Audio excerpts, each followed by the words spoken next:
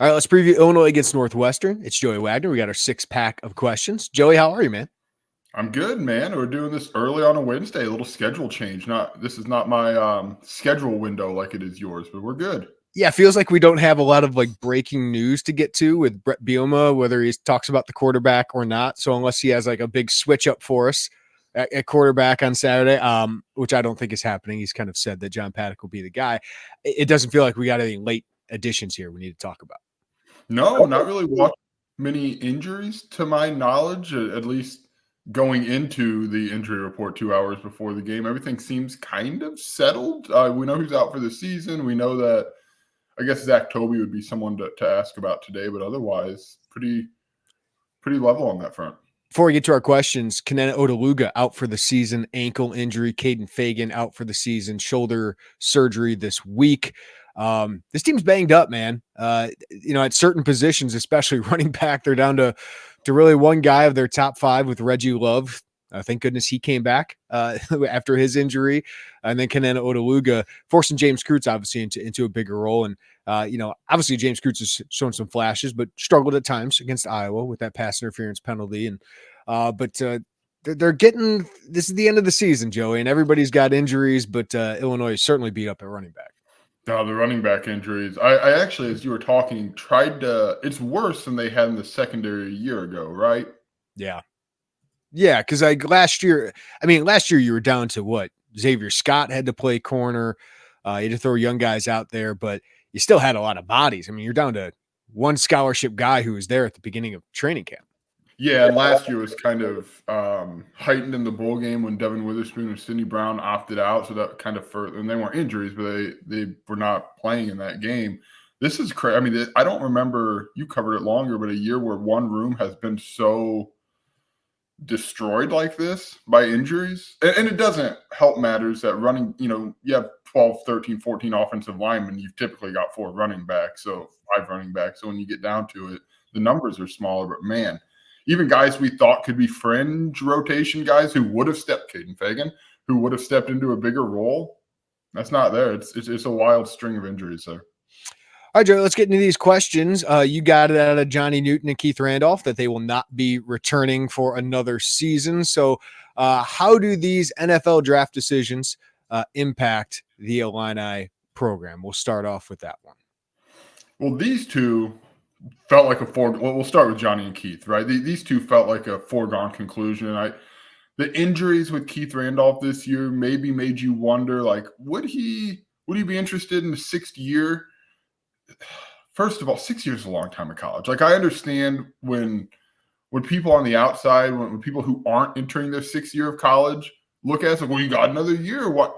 Man, that's a long time. And a lot of these guys have professional aspirations, whether that's football or whether that's going and doing something and making a lot of money somewhere else. It's just a long time to be in college. So these two felt pretty much, we knew coming into it that this was their last year, definitely as Johnny Newton continued to move up the draft boards.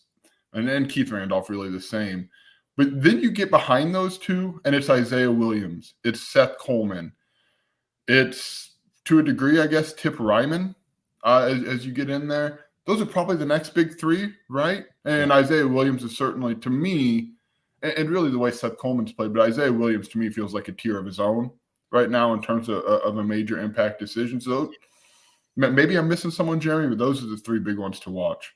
No, Johnny Newton is no surprise. I said last year, there's no reason to come back. What are you doing here? But he did. He had a reason. He probably would have been a 3rd round pick. I don't understand why, based on what I saw last year, but he would have been. That's kind of where he was graded.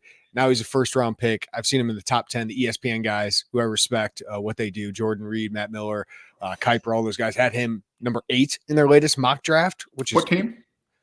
The Green Bay Packers. Hey, that good for him. I would love it for Johnny, but Keith Randolph, Keith would have gone if Johnny would have gone last year. I truly believe that. I don't know if he's raised his stock a ton because of the injury, but I think people know who Keith Randolph is over the last 2 years of all Big Ten caliber kind of play. And I think he'll be at least a day 3 draft pick. Obviously, he was an Isaiah Adams and Julian Pearl, but you broke it down there. Like, I think Tip Ryman comes back. I like Tip Ryman a lot. I still think he needs to prove a little bit more. And I think he'll take advantage of that extra year to try and improve that stock a little bit more. Again, 6 years is a long time. Or would he be 5? He'd be 6, I believe. I think he'd be 6. But Isaiah Williams is the big one. Seth Coleman is a huge one. You're seeing what Seth Coleman can be over these last 5 games with 6 sacks. And to get him back, if you can get him and Gabe Backus and Denzel Daxon all back, like that's a good start to your defensive line. Obviously, you have other needs you got to address. But Isaiah Williams is the number one priority for Icon. Like, he is, if you bring him back and put him alongside Luke Altmaier in a running back room that needs to get healthy but is really talented, and if you can put together a solid offensive line again, which Brett Bielema usually does, and it's played well here the last 5 games, that's an offense you can build around. With so many questions on defense next year, I think that offense could be really good if you get Isaiah Williams back with Pat Bryant, and you hope Malik Elzy and Ashton Hollins take a big step forward. I think Isaiah Williams is not a guaranteed draft pick from what I have seen. You know, he's got questions about his speed. I think we saw that 2 weeks ago when he got caught from behind by a cornerback, but he's an electric playmaker. Can he improve his stock a lot more as a 6th-year guy? I'm not sure, but he could rewrite the record books. And let's be honest, he can make a lot of money coming back to college. And I don't know what guaranteed he would have in the NFL. So that's going to be a fascinating conversation between him and Icon and Brett Bielema. Okay, 2 points I want to circle to, and I want to ask your opinion on Keith Randolph, because like Johnny Newton, when he goes through the pre-draft process, his tape, his production, all that, he's going to be a first-round pick. But somebody somewhere is going to say, he doesn't have these measurables, right? Like, that's going to be part of the discussion. It's not going to ultimately matter. Keith Randolph does. So to me, I wonder, I think he's going to test fairly well because he's a really athletic guy at this point. I wonder if there's, in the same way, and I might be wrong, so correct me, the way that Quan Martin, when he tested and people got eyes and they dug into his tape, I'm not saying Keith Randolph's going to move to a 2nd-round pick, but I think he's somebody who you could see his stock as you get into this pre-draft process rise up. Maybe I'm wrong, Jeremy, but I think once you get past the injuries this year and the rest of the body of work, he could be a guy who moves up. Obviously, what makes Johnny Newton so special is at 6'2", 295, he's really strong for his size. Like, that's a big man, but like usually it's like 6'5", 320-pound guys that get drafted in the 1st round, right? He's got great strength, great hands, but it's that burst, it's that acceleration, that ability to chase down quarterbacks, that pass rush ability is what makes him so special. Keith doesn't have that. Like he's not going to chase down a ton of quarterbacks, like, you know, going down the line of scrimmage, whatever it is, but he is built how they are built as 5 techniques, a 3-4 defensive end in the league. And he's very stout against the run.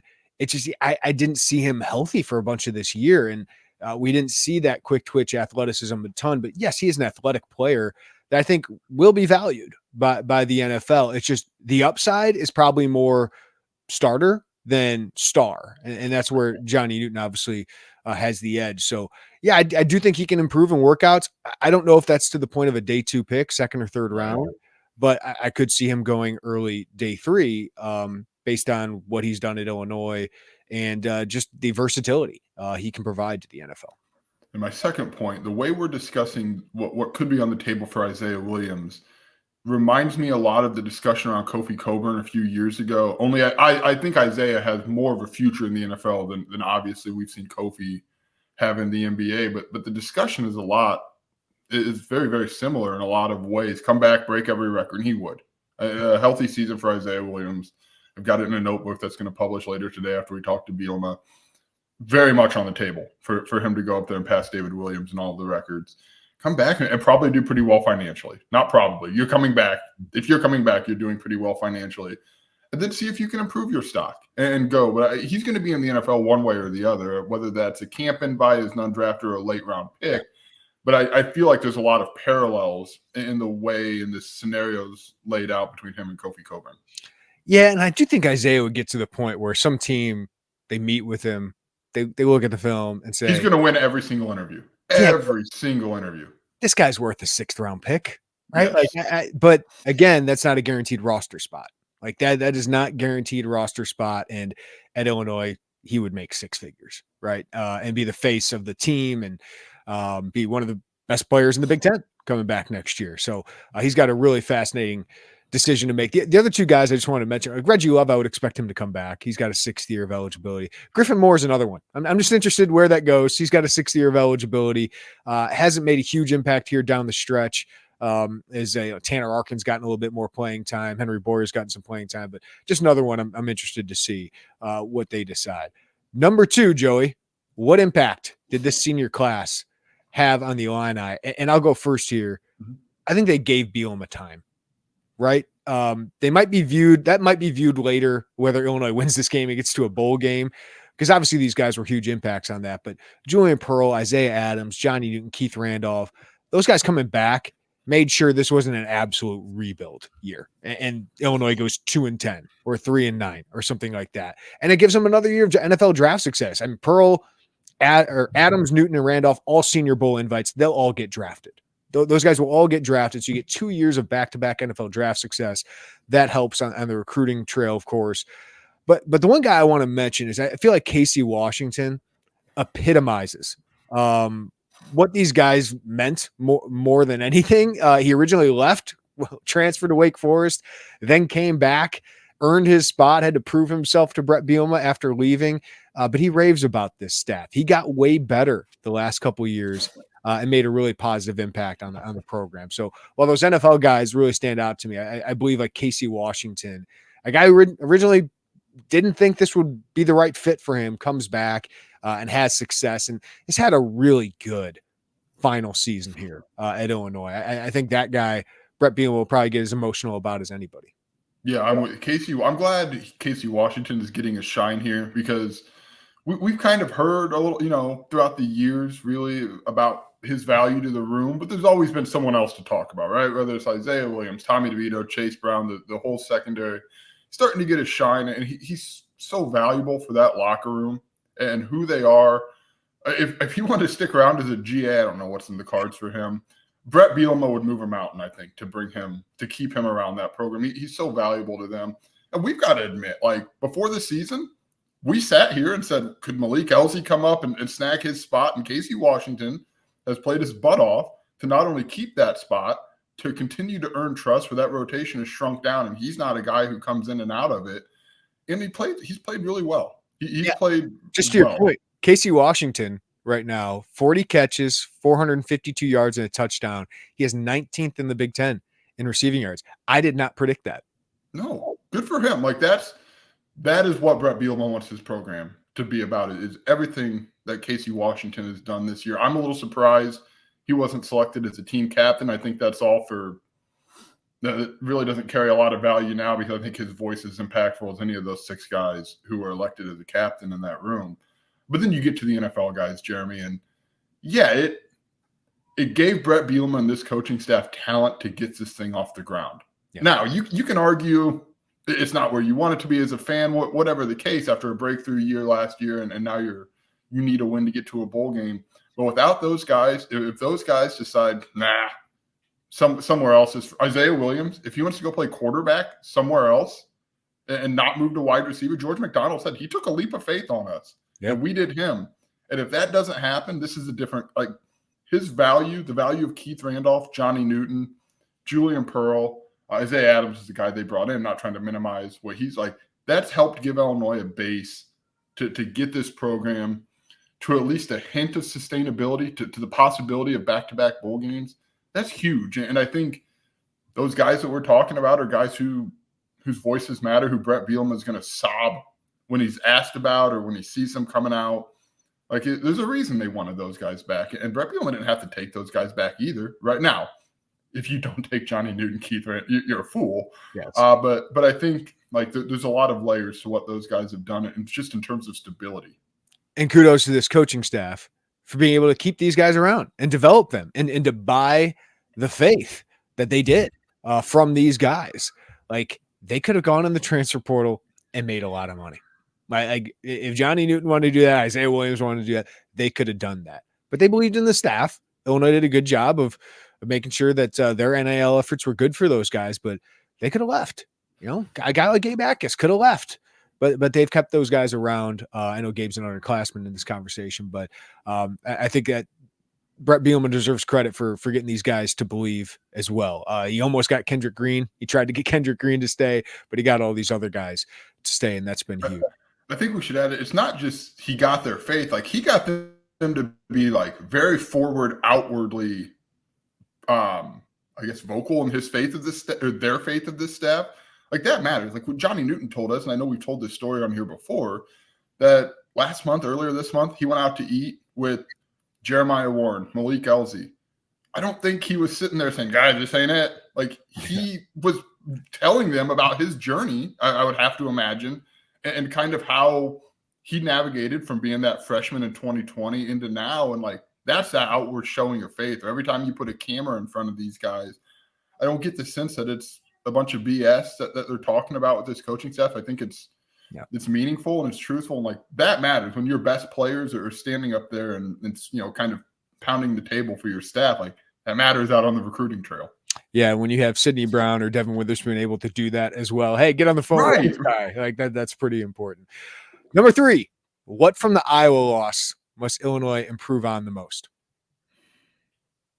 Well, if we're just dialing it into the Iowa loss, you got to it's late game. You've got to capitalize on those key moments. It's not like it was a complete late game disaster, but there's 3 or 4 plays, 3 or 4 moments that let it get away. Now you can make the argument that 5 other times they were able to do that. But if we're just zoning in on Iowa, it's just those 1 or 2 plays that help you either put it away or go down and make that game-winning field goal or touchdown or whatever the case is. Like, it's just sustain that, because they played pretty well from the second, third, and most of the fourth quarter, and then it slipped there late. And I think that's where that improvement has to come.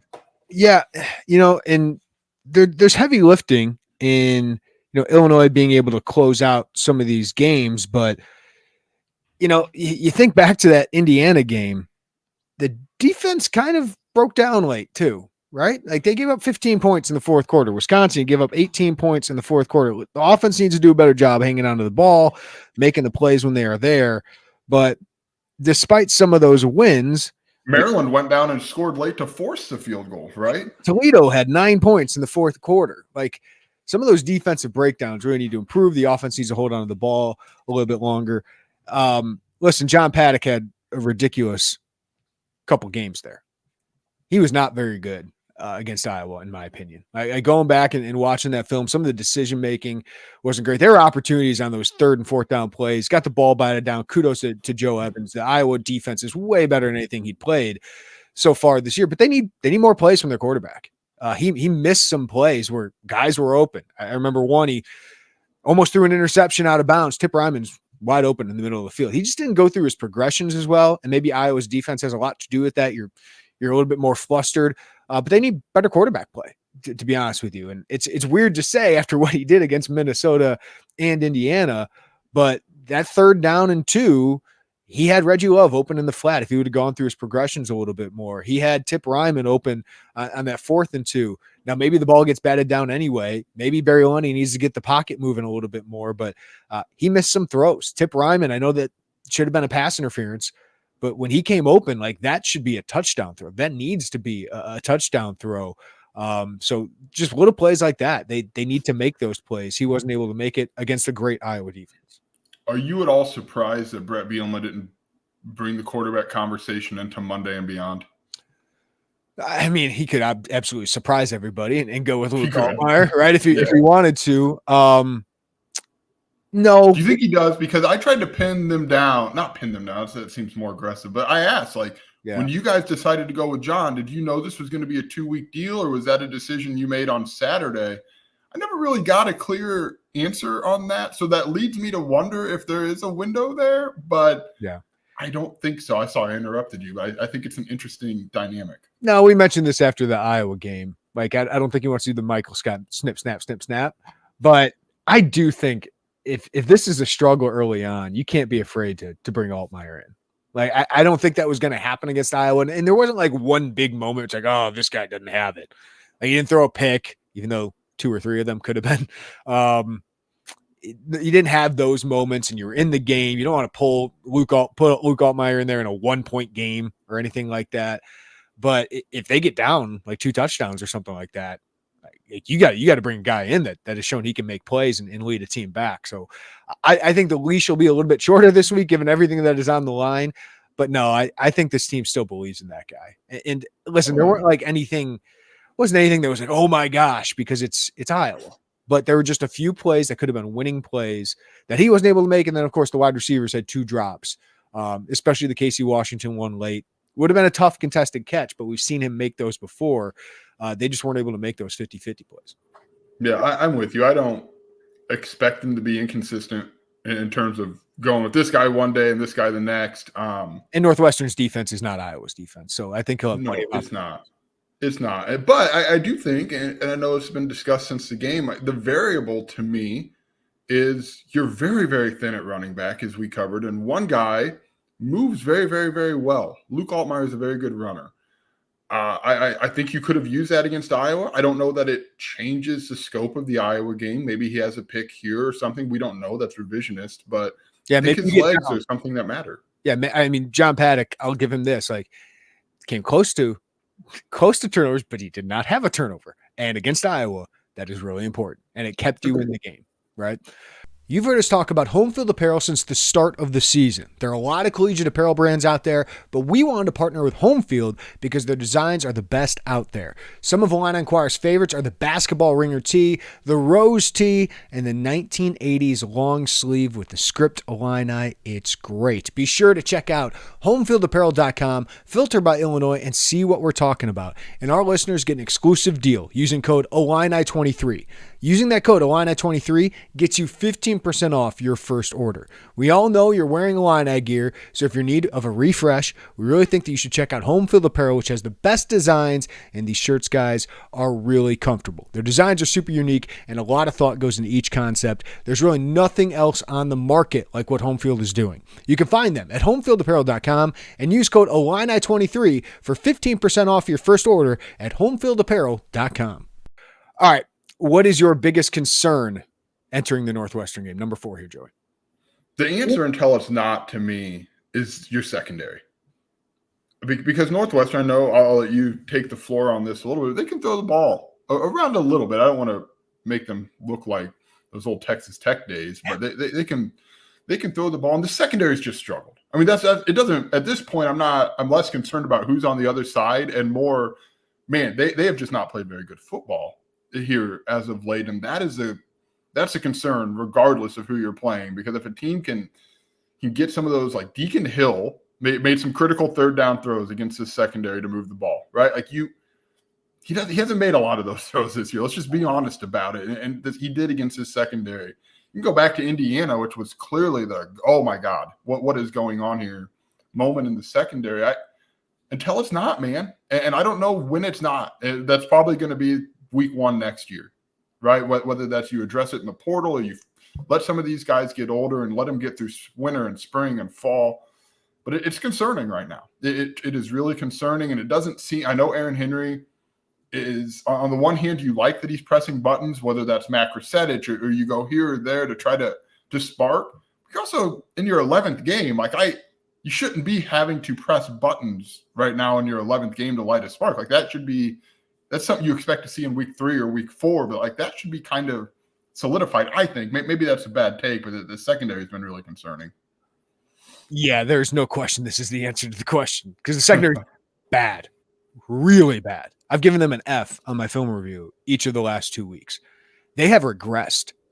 Miles Scott has regressed. Taz Nicholson has regressed. Xavier Scott, who I've liked all season, has not made as many plays the last couple of games. He's a stalwart of what they're going to do the next couple of years.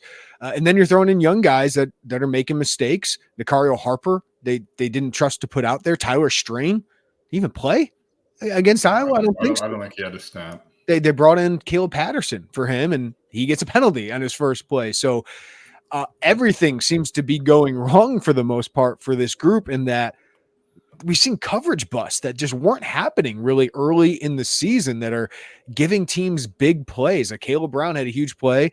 Zach Toby had a coverage bust on that one. When they ran zone in the red zone, nobody was on the back end of it. There were 3 guys covering Caleb Brown on that one play.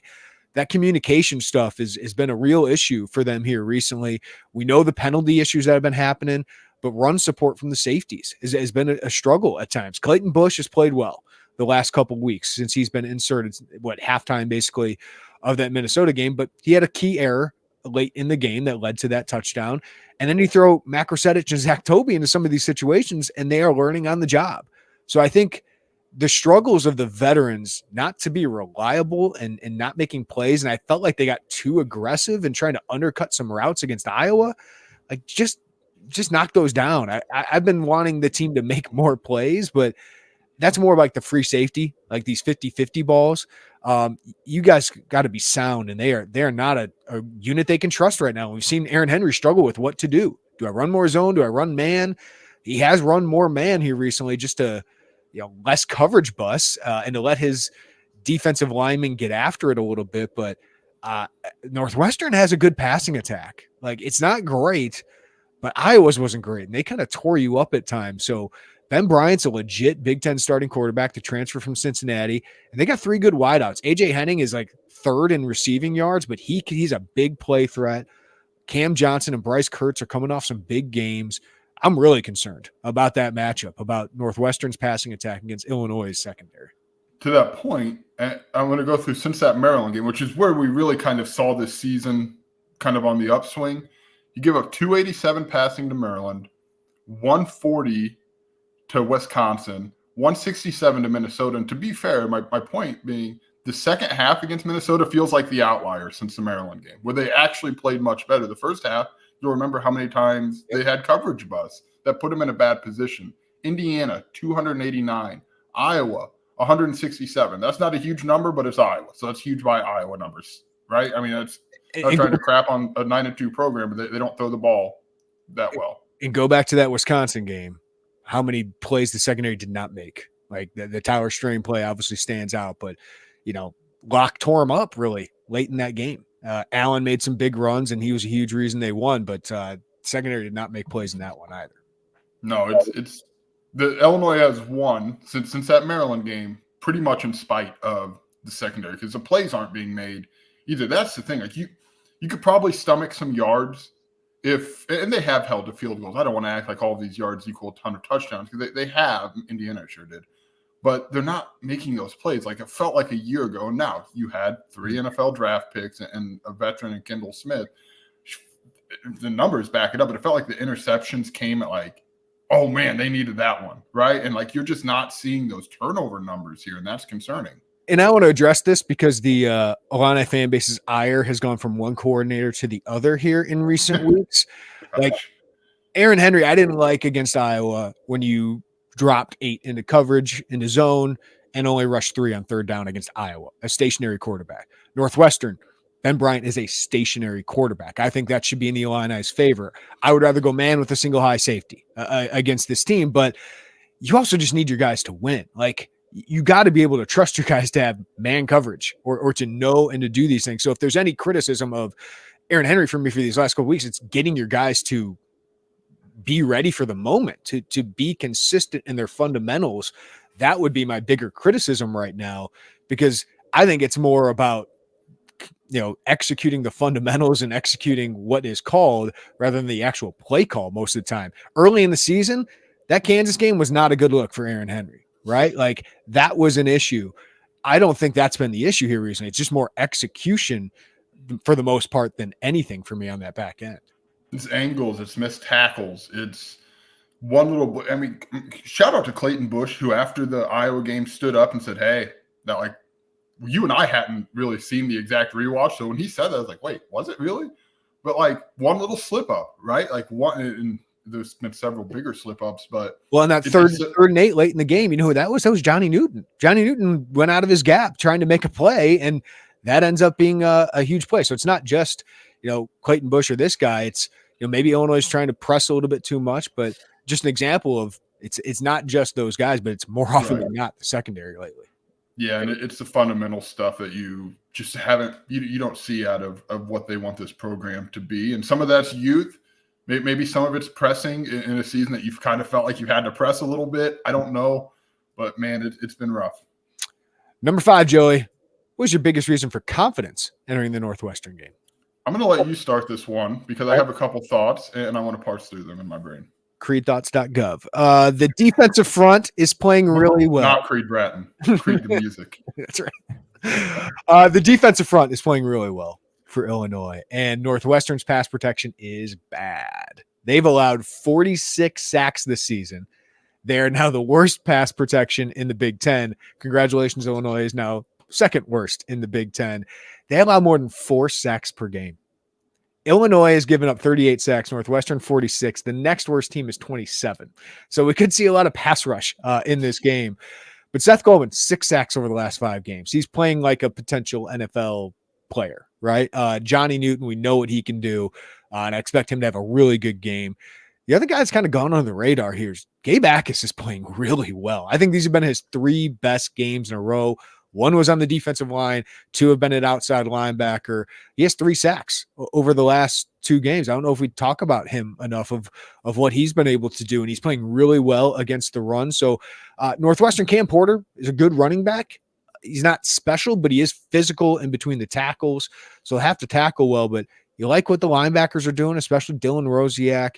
But I think they're going to be able to put pressure on Ben Bryant and hopefully allow their secondary to only have to cover for a few seconds rather than, 6-7 seconds, because that probably doesn't bode well for Illinois. But I think the defensive front is going to give Illinois a really good chance to win this game. Yeah, I want to add on to the Gabe Akis. I talked to Charlie Bullen yesterday, and I said, if you remember early in the season, Brett Bielema, Charlie Bullen kind of indicated that it's a little frustration to not get home, right? Like Gabe Akis came in intending to have this big sophomore leap, and statistically early on that didn't go out. So I said, does just getting some of those, let him breathe a little bit, let him just kind of settle back into who he is. And Charlie said, I would probably say it's confidence more than anything, and just kind of joy in playing better as a team. We dropped a game the other day at Iowa, but going into Iowa, we were 3-1 in the last 4 leading up to that, and the sack numbers were up. Playing better as a team and producing is a moment of happiness for everybody involved and a confidence builder. Like, I don't think that's exclusive to Gabe Akis, as he mentioned. That defensive front is starting to kind of find itself a little bit, especially the outside linebackers. When for the first 6 games, that's all we asked of Charlie Bullen. Why can't you get pressure? How do you get pressure? Why this or that? Now they're getting there. I think some of that was play calling with Aaron Henry too, to be honest. Agreed. I agree with that. Yeah, and Charlie Bullen also said, hey, we all had to kind of learn each other. Like, this is my first year here. And I know no one wants to hear that, right? Because they had the spring and the winter and summer or fall, whatever. But like, there's an element of that. But I think it's more, you're not trailing 35-14 where teams can just run the heck out of it. And you're being able to get opportunities to get back there and get after the quarterback. And I think Minnesota's when I noticed it, Jim. We go down to the field before the game. Like, you do your WCIA pregame, I wander aimlessly. And the outside linebackers, I don't know if you noticed this afterwards, they were very like, hey, we're the best unit on this field. There was a little more cursing involved in that. But like, you kind of felt this outwardness about them, that this like, hey, this is kind of who we are. And you've seen that start to really take shape over the last couple of weeks, and it's impacted the defensive front. And I know early on it was, Johnny Newton got all this attention, and he did. But I think you've got to give credit to these outside backers for making plays. It was Indiana. Gabe Akis just rolled over a guard. Literally, you remember the play, Jeremy? Just literally pushed him right down and got back there. Like, that is the Gabe Akis we thought we'd see this season. Well, and to be honest with you, we've been asking, like, this defense, you got to make game-changing plays. And the secondary is not doing it. The secondary is not doing it. Gabe Akis almost had a game-changing play. That forced fumble, which was almost his second sack of the game, that forced fumble could have changed the game. Now, you got a bad bounce. Iowa was able to recover it. But if you get that ball in Iowa territory, it's a different game. So the bounce didn't go your way there. But we're seeing Seth Coleman end drives. We're seeing Gabe Akis almost end drives here. Like, that is what you need out of this group when your secondary is struggling so much. And I think they're going to have a huge opportunity. The other guy I want to mention is Denzel Jackson is playing really well at nose tackle. He's had 3 or 4 straight really good games. He was really impactful, forced some incompletions with his pressure. That's a guy that next year, he's got another year of eligibility. I think they want to bring him back, and I think he would come back. Like, that guy could be a huge part of what you do up front, given your questions at the 2 spots beside him. So I just want to mention Jackson too. Kind of some Calvin Avery flashes, yes. Not consistently like Calvin Avery was, but flashes to get back there and kind of push that center, push that guard back. I would say my biggest reason outside of, just big picture, Illinois' got stars. Like Johnny Newton is a star. Keith Randolph's a draft pick. You can go down the list. Isaiah Williams is probably going to be a first-team All Big Ten player. I'll take that in the big picture, right? Like I will take that over a Northwestern team that just doesn't have as many stars. And so, as I say that, it's kind of a cheap answer. But I think you're right. I think the top of this roster is the strength better right now. Yeah, but I'll also say Northwestern doesn't run the ball particularly well. And I like, despite that fourth quarter at Iowa, which you cannot have a team like Wisconsin did feel comfortable on third and long to run the ball to get a first down. That's not a good sign. But I thought they stopped the run better against Iowa than I would have imagined going into that. Now, of course, the issues were in the back end. 114 yards, but it was much less than that before that. Fourth quarter still matters, as we talked about earlier. Yeah. But you held Minnesota to 93. Indiana had 162. Wisconsin had 139, and a lot of that was Braylon Allen in the fourth quarter. Goes back to the fourth quarter conversations. 93 against Maryland. Like I just like what I feel like they've been passably more consistent in the run. They've got to do it a whole game. Like that's where those numbers are wildly different. But Northwestern's rushed for fewer than 100 yards, 1, 2, 3, 4 of the last 5. Yeah. Yeah, and I don't want to take anything from Northwestern. They played Wisconsin without Braylon Allen. It's a completely different team without Braylon Allen. And Purdue didn't have Hudson Card last week. Purdue was awful. And I was just watching it before we came out here. They had so many turnovers. So as long as Illinois doesn't do that, they have the advantage in the trenches. Like Illinois is better in the trenches. I'm concerned about not having Caden Fagan. I think that was that played big in Iowa. John Paddock has to bounce back in the secondary, but I do think in those trenches, Illinois should be better. All right, number 6, Joey. Hold on, 1 to 10. 1 to 10. How much do you believe that Aiden Lawfrey is actually a viable candidate to take a snap on Saturday? Brett Bielema mentioned we should clarify for someone who missed it. He was out for the season. It was a 3 to 4 week recovery window for a small meniscal tear. Brett Bielema told us this in Minnesota, which would have effectively ended his season given the timeline left. Brett Bielema said he's progressing faster. I believe I would feel confident saying he's been active in practice in some capacity. But what do you take? You 2? As you were talking, I downgraded to a 1.5. Like at this point, Nick Fidanzo's healthier. Nick Fidanzo had a carry last week. I think he's probably a better option right now than rushing Aiden Lawfrey back. I don't think that makes a lot of sense. If you make a bowl game, Aiden Lawfrey can play there. Like that makes a lot more sense to me, but I think that was just thrown out there to be like, hey, he could play at some point if we get to a bowl game. What are we, 3 weeks out from that injury? Yeah, I don't see it. I think it's a way for Brett Bielema to just try to throw a curveball at Northwestern. I'll also say, like, Nick Fidanzo ran hard in his one carry that we saw. He moved the pile. I actually looked to you and joked, here I am the one doing it, saying, boy, is this going to lead to – I'd like to see more Nick Fidanzo. Excuse me.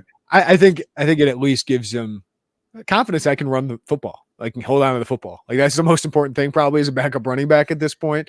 But I would expect Reggie Love to get 95% of the carries. And the other 5% probably goes to Isaiah Williams. That's right. Number 6, how important is winning this game for the Illini program, Joey? It's huge. It's huge. And I've got a story coming about that. I talked to Charlie Bullen, to Bart Miller, to George McDonald on a lot of levels, right? Like you want to show, as Charlie Bullen mentioned, a bowl game, even though a lot of people thought Illinois would have more than 6 wins if they get to 6 wins coming into the season. But it does show a program, back-to-back bowl games for the first time in more than a decade, taking that step forward, on the rise. Some people would probably take issue with saying this is on the rise after fewer wins than a year ago.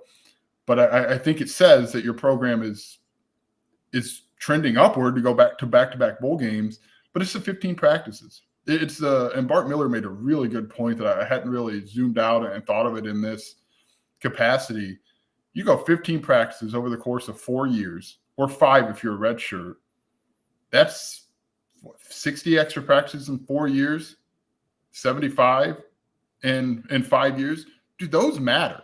Mm-hmm. Those matter because a lot of those reps, a handful of those reps, especially early on before you get into the real prep mode, are to your development guys, your second string guys, your third string guys who just frankly don't get a lot of reps during the course of a normal week. So getting them a handful, whether that's 5 to 8 practices where they're doing a bulk of the work. Like it's important. Like that's why you see programs that go to bowl games every year continue to kind of avoid those serious, down seasons. The down seasons happen, but it's less consistent. I mean, when you think about it, it's one game. It could be decided by a bounce of the ball, one bad decision. You know what I mean? But you make all the points. Like I think of Donovan Leary gets a ton of reps during these developmental practices early in the bowl season, right? And that's probably your backup quarterback next year. That's a really important thing to happen. You need wide receivers to step up next year. So getting Kanari Wilcher, Malik Elzy, Colin Dixon, Sean Miller, those guys extra reps.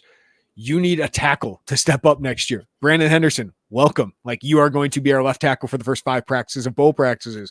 That is going to be important. What do we see out of Mountis Moore? Can he be in the competition for the 2 deep next year?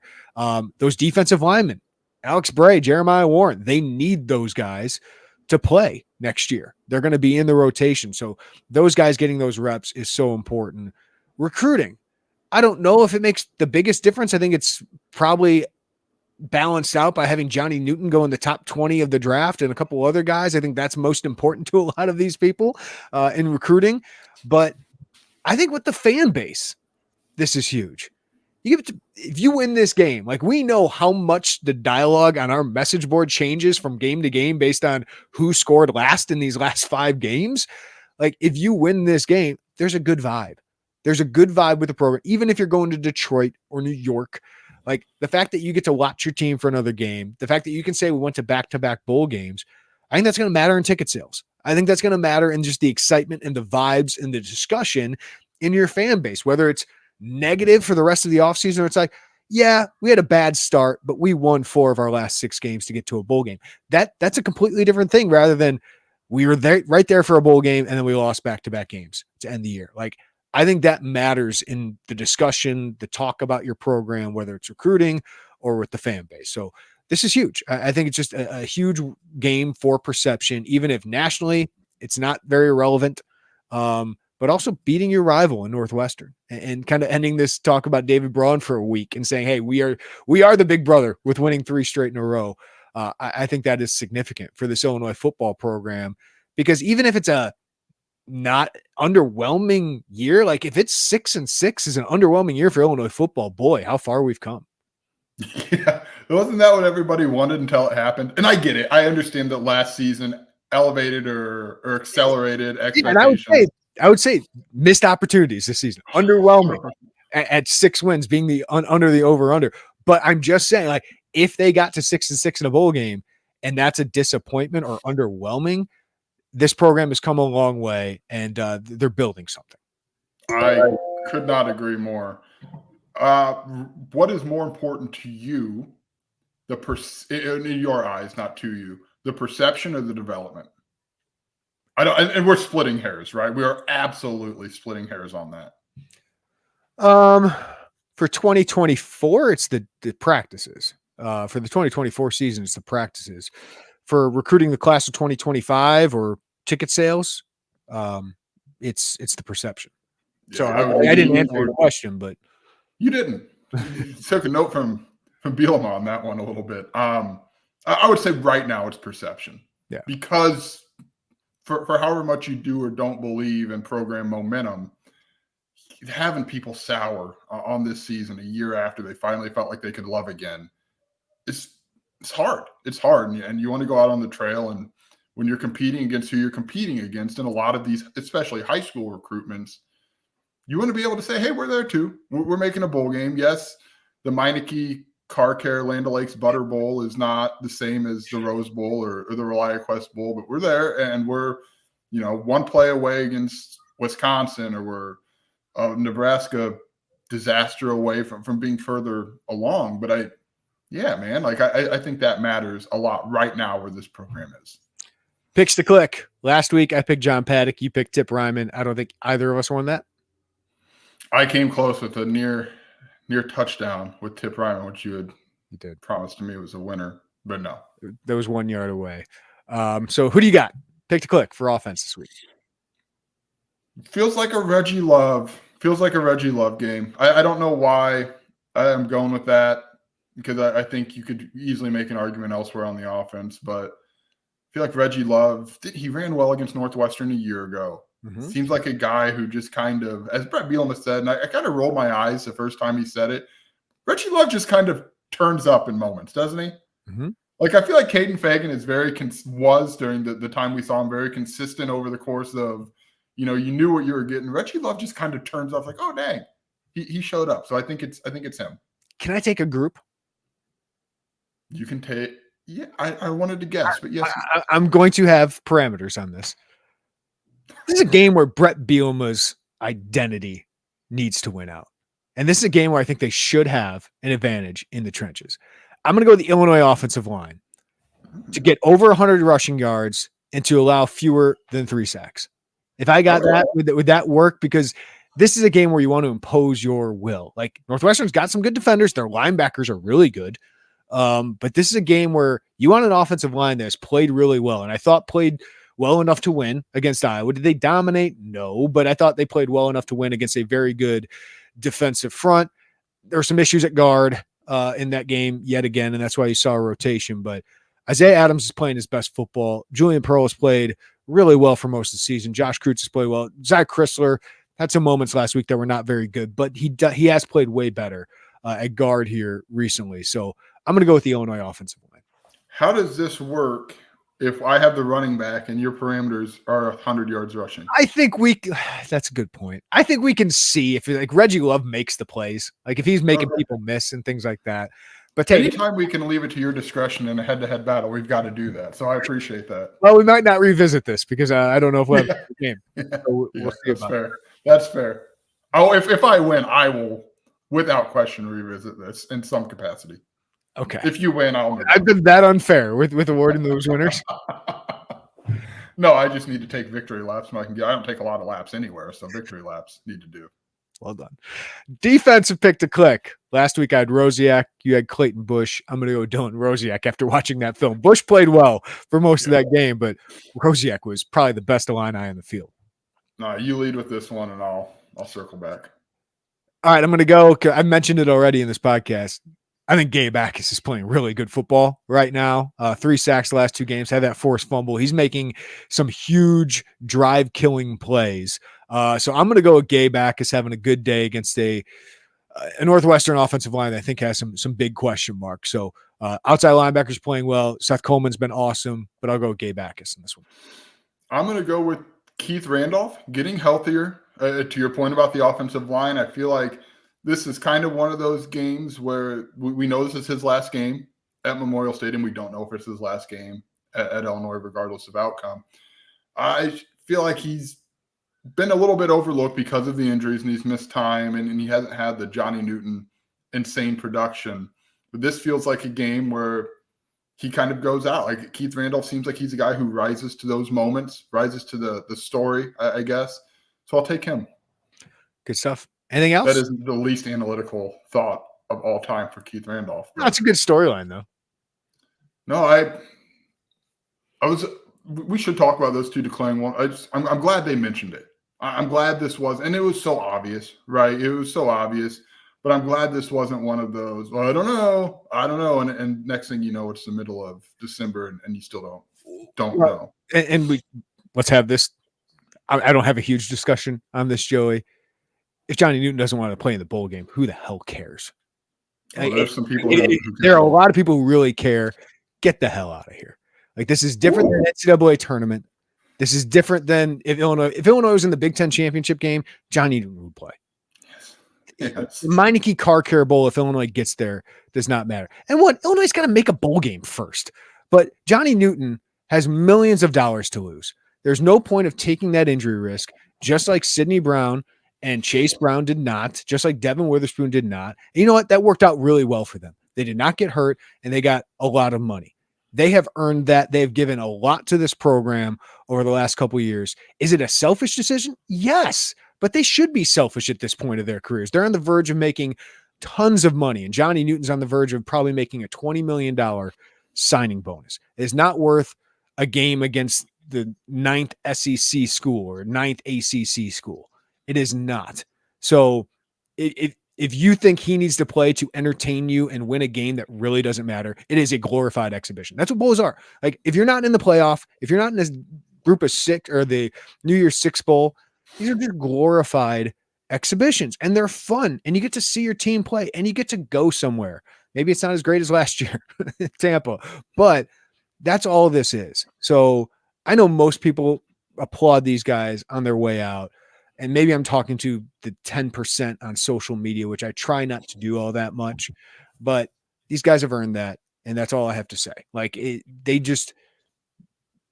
are not skipping the Northwestern game because they care about their program, right? Like, they're still playing in this game because they know it's important.